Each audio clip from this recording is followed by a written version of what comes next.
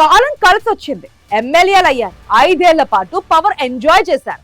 కానీ ఓటమి రాగానే బోర్డు తిప్పేసి కనుమరుగయ్యారు. ఇది ఆ జిల్లాలో వైఎస్ఆర్ కాంగ్రెస్ పార్టీ మాజీ ఎమ్మెల్యేల తీరు. జగన్ బొమ్మ చూపిస్తూ పార్టీ ఆవిర్భావం నుండి జెండా మోసిన ఒరిజినల్ కార్యకర్తలకు ఇప్పుడు దిక్కు దివానం లేకుండా పోయింది. కొన్ని నియోజకవర్గాల్లో గ్రూప్ తగాదాలు, మరికొన్ని చోట్ల మాజీలు కేవలం గెస్టులుగా మారిపోవడంతో మేము లోకల్ అన్న కేడర్ పడరాని పాటలు పడుతోంది. అధికార కూటమి నేతల నుండి కేసులు, ఆర్థిక ఇబ్బందులు ఎదురవుతున్నా పలకరించే నాథుడే లేడు.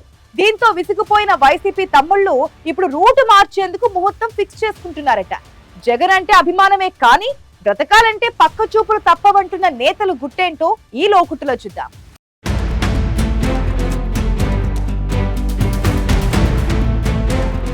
రాష్ట్రంలో కూటమి ప్రభుత్వం అధికారంలోకి వచ్చి 2 ఏళ్లు పూర్తవుతున్న వేళ రాబోయే ఎన్నికల్లో వచ్చేది మేమే, కూటమి ప్రభుత్వంపై అప్పుడే వ్యతిరేకత మొదలైంది అని కొందరు వైసీపీ అగ్రనేతలు పైకి గంభీరంగా ప్రచారం చేసుకుంటూ ఉన్న క్షేత్రస్థాయిలో పరిస్థితి మాత్రం అందుకు పూర్తి భిన్నంగా ఉంది. 2029లో అధికారంలోకి వస్తామని చెప్పే ముందు ఈ 3 ఏళ్ల పాటు పార్టీని నమ్ముకున్న కేడర్ను ఎలా కాపాడుకోవాలనే కనీస ఆలోచన కూడా జిల్లా స్థాయి నేతల్లో కనిపించడం లేదు. ఉమ్మడి అనంతపురం జిల్లాలోని 14 అసెంబ్లీ, 2 పార్లమెంటు స్థానాల్లో వైసీపీకి మొదటి నుండి బలమైన కేడర్ ఉంది. కానీ ప్రస్తుతం కనిపిస్తున్న పరిస్థితులు వైసీపీ భవిష్యత్తుపై కొత్త చర్చకు దారితీస్తున్నాయి. గత 2014 ఎన్నికల్లో జగన్ పార్టీకి దారుణ పరాభవం ఎదురై 12 సీట్లు టీడీపీ గెలుచుకున్న కేడర్ ఎక్కడా వెనక్కి తగ్గలేదు. ధైర్యంగానే నిలబడింది. చాలా చోట్ల నాయకులు మారినా కేడర్ మాత్రం జగన్ వెంట నడిచారు. 2019 ఎన్నికల సమయానికి జగన్ బలంగా మారడం, కార్యకర్తలు మరీ ముఖ్యంగా రెడ్డి సామాజిక వర్గం గట్టిగా పనిచేయడంతో జిల్లాలో ఊహించని స్థాయిలో సీట్లు దక్కాయి. ఆ నమ్మకమే 2019 ఎన్నికల్లో వైసీపీకి ఏకంగా 12 అసెంబ్లీ, 2 పార్లమెంటు స్థానాలను తెచ్చిపెట్టింది. అప్పట్లో చాలా మంది అంచనాలు లేకుండానే లాటరీ తగిలినట్లు ఎమ్మెల్యేలయ్యారు. 5 ఏళ్ల పాటు పదవులను, ఆర్థిక వనరులను విపరీతంగా ఎంజాయ్ చేశారు. కానీ 2024 ఎన్నికల్లో సీన్ మొత్తం రివర్స్ అయ్యి కూటమి క్లీన్ స్వీప్ చేయడంతో ఈ మాజీలంతా ఒక్కసారిగా షాక్లోకి వెళ్ళిపోయారు.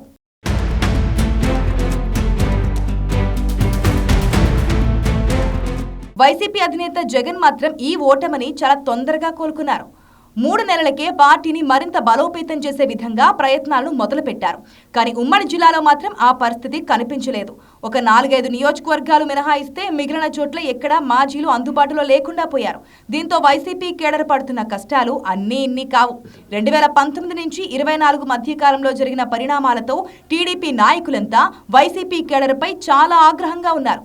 అధికారంలోకి వచ్చిన తర్వాత అసలు మీరు ఊసే లేకుండా పోయింది. నియోజకవర్గాల్లో వైసీపీ కేడర్ పడుతున్న కష్టాలు ఎవరూ చూడడం లేదు.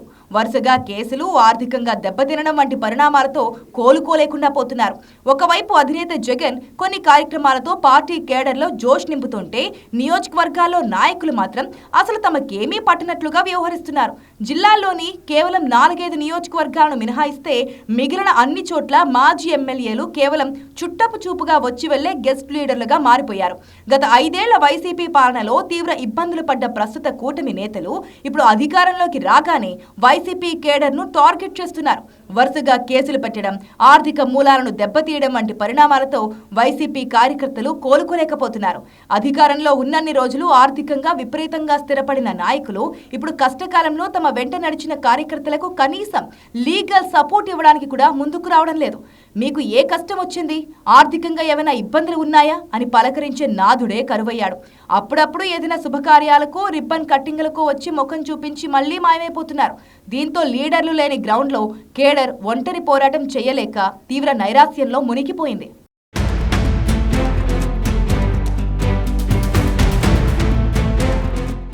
నాయకులు అందుబాటులో లేకపోవడం ఒక ఎత్తైతే ఉన్న కాస్తో కూస్తో యాక్టివ్ ఏరియాల్లో గ్రూపు తగాదాలు పార్టీని మరింత ముంచేస్తున్నాయి. ముఖ్యంగా కదిరి, హిందూపురం, పెనుగొండ, ఉరవకొండ వంటి నియోజకవర్గాల్లో అంతర్గత పోరు పీక్ స్టేజ్కు చేరింది.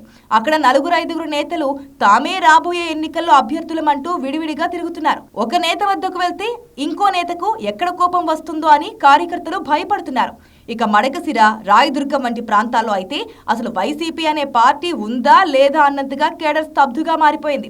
కేవలం అనంతపురం అర్బన్, తాడిపత్రి, కళ్యాణదుర్గం, సింగనమల వంటి 4-5 చోట్ల మాత్రమే లీడర్లు కార్యకర్తలకు అందుబాటులో ఉంటూ పార్టీ కార్యక్రమాలను నడిపిస్తున్నారు. మిగిలిన చోట్ల కార్యకర్తలు తీవ్రమైన పోలీస్ కేసులు, ఆర్థిక నష్టాలతో సతమతమవుతున్నా మాజీలు మాత్రం తమ వ్యాపారాలు చూసుకుంటూ బెంగళూరు, హైదరాబాద్లకే పరిమితమయ్యారు.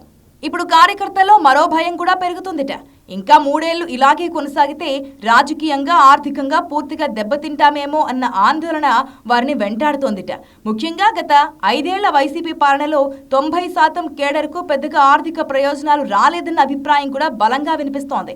వాలంటీర్, సచివాలయ వ్యవస్థల కారణంగా స్థానిక స్థాయిలో రాజకీయ నాయకులకు అవకాశాలు తగ్గిపోయాయని, ఎమ్మెల్యేలు ప్రతి విషయంలో జోక్యం చేసుకోవడంతో కేడర్కు ప్రయోజనం లేకుండా పోయిందన్న అసంతృప్తి కూడా కనిపిస్తోంది.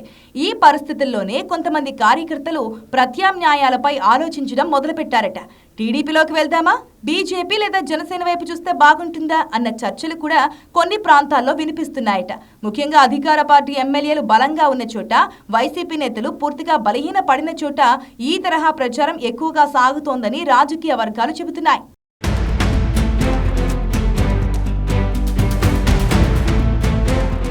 కార్యకర్తలు ఇలాంటి కఠిన నిర్ణయాలు తీసుకోవడానికి మరొక బలమైన కారణం కూడా ఉందంటున్నారు విశ్లేషకులు. పార్టీ కోసం జెండా మోసి జైళ్లకు వెళ్లిన తమకు మిగిలింది శూన్యమనే భావనను కేడర్ వచ్చేసింది. ఇక జగన్ 2019లో మళ్లీ వస్తారనే నమ్మకం మాకుంది, కానీ ఈ 3 ఏళ్లు మేము ఎలా బ్రతకాలి, ఎలా నిలబడాలి అని ఆవేదన వ్యక్తం చేస్తున్నారు. ఈ 3 ఏళ్లు కూడా ఇలాగే కేసులు భరిస్తూ జెండా మోస్తే సర్వస్వం కోల్పోతామని, ఒకవేళ 2029లో కూడా పార్టీ అధికారంలోకి రాకపోతే తమ పరిస్థితి ఏంటని ఆలోచిస్తున్నారు.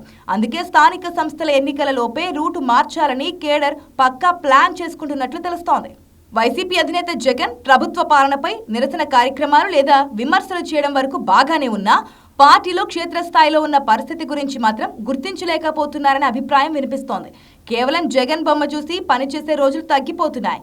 క్షేత్రస్థాయిలో నాయకులు కేడర్కు అందుబాటులోనూ అండగా ఉండకపోవడంతో రేపు కొన్ని కఠిన నిర్ణయాలు తీసుకునే అవకాశం కూడా లేకపోలేదు. ఇప్పటికిప్పుడు వారు ఇలాంటి నిర్ణయాలు తీసుకునే అవకాశం లేకపోయినా స్థానిక సంస్థల ఎన్నికల ముందు ఇలాంటివి చూడొచ్చని అంటున్నారు. మరి ఈ విషయంపై అధినేత జగన్ ఇప్పటికైనా వీటిని గమనిస్తారా లేదా అన్నది చూడాలి.